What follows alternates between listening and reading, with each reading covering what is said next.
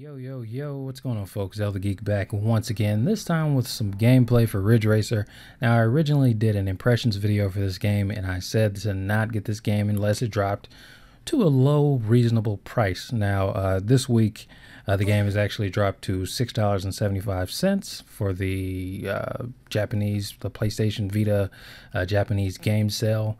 And there's a difference with this version, in my opinion, and the actual version that you can buy in the store. Biggest version being that it came with the one online came with or the actual physical copy came with the gold pass if you bought it at the beginning, which gave you 5 cars, 6 tracks, and I believe those 5 cars, 6 tracks, and like a ton of music. Well, this one I believe just comes with like the default tracks that you have, like nothing special. Yeah, but I don't know, some people 675 just might be cool for you. Don't let him down. So let's go ahead and jump into some gameplay. As you guys already know, racing games, 3, 2, I don't do the best in them. So, oh crap, oh wow, yeah, that was bad. I was thinking that it was the right trigger to start my acceleration, so I'm already starting back on the end. Ooh, come on, let me get out of it. There we go. Like, I'm already in a losing spot because I was lost at the start.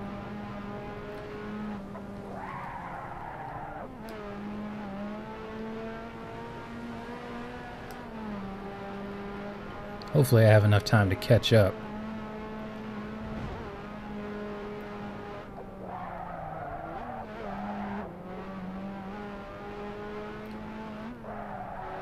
Now graphically, I mean, the game doesn't look bad. You know, I would have to like actually sit and try to pay attention to it in comparison to Most Wanted. As a matter of fact, let me go ahead and stop this. Yes, let's return to main menu. I'm gonna put some actual characters on here, some people I'm racing against, and restart now that I'm not running around pressing the right button to start my acceleration, and instead I can hit the X button. But yeah, as far as 675 game, I mean, if it's something that you feel, in my opinion, if it's something that you're okay with, this game does lack content. It's one of those, it's basically a free-to-play game where you pay $6.75 up front, and then you have to pay to increase the rest of it. I mean, that's just bluntly, you know, the way this game is, to put it, to be honest with you. I mean, it's not the regular oh damn, something's on my ear. It's not like your typical, oh, it's a piece of hair. It's not your typical Ridge Racer game. Let's see, let's start. 1 versus 3. Alrighty. I don't know what in the world I'm doing, but I'm gonna get back into it. 3, 2, 1. But I will say, if they do, Gamescom is next week. I believe, I know at least the Microsoft conference is next. Not too shabby. Position 1 of 1, whatever. I guess I'll just race against myself.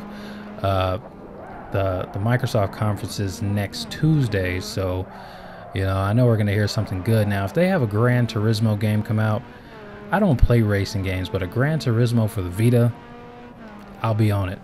Just helping make other people lose. Like, I'll definitely be on there putting my race game down. Eventually getting into the hang of it, and you know, just getting comfortable with racing. I think that's something that the Vita could use, you know what I mean? A racing game where you can play against the console people and people that are actually using racing wheels and things like that. It'd be pretty cool. I mean, it worked with Wipeout. I thought Wipeout was brilliant, but Wipeout had just loads of DLC just for free. Like, if you don't own Wipeout, even if it was for free, like, the DLC for that game is freaking insane. Especially if you own Wipeout HD from when the PS3 was hacked a few years ago. I actually got Wipeout. Oh, she wasn't paying attention. I got Wipeout HD as one of my free games, and I just went in and downloaded those maps like it was nothing, and now I have those maps on Wipeout. So I know if with Wipeout being, you know, that awesome, let's say a Gran Turismo game or a Ridge Racer game for even, where you could take your save and, you know, swap it around, take it with you, kind of like MLB The Show 12 and 13. That would be pretty awesome. I would definitely pick that up. I'm just messing up. But yeah, I would be all over that. I mean, even if they had like a legitimately good basketball game like that, where I could take my character, my player, or, you know, something like that, it would make me want to jump into that like even more. You know, there's the portability of it, especially with a racing game, because in a racing game you can get a race off in like 5 minutes and put some good progress down on the breaks or lunches at work, you know, between classes, you know, whichever.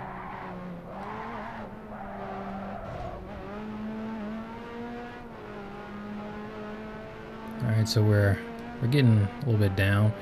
I should be using my nitrous, but there you go, nitrous.